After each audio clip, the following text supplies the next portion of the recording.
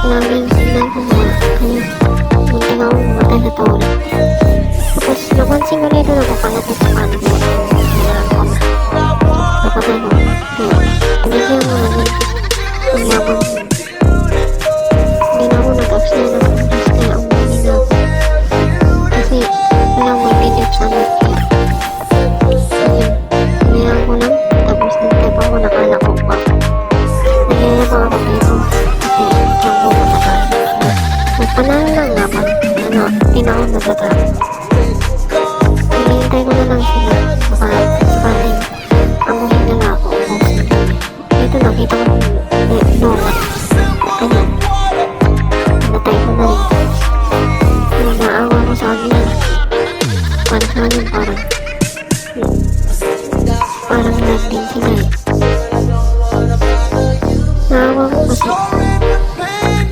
Kala ko kasi ayun. Kala ko hindi ko nabantaan. Kala ko may nang signal nila ko maraming napapatay. Dito kala ko dalawa lang sa pangit. Marami pala sila. Kaya hindi ko mamatay. Kaya lang namatay ko ang pangat.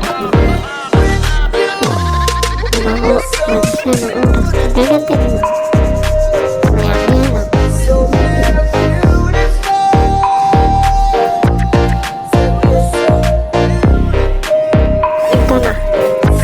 Kinuha ko muna ang bubok dito kasi para sa amin pagkalawas kaya kinain ko na. Dito busing ko sana ito sinunan ko ako ito ang mga nangyari.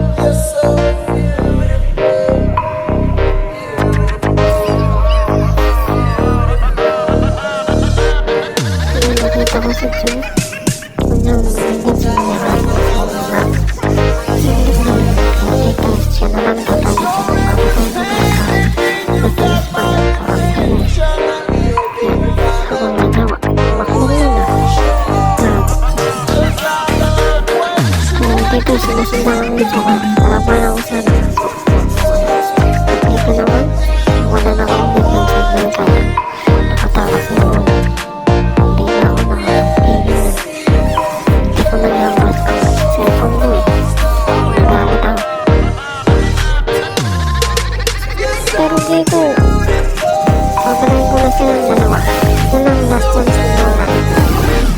Bakit pa ako madali dyan?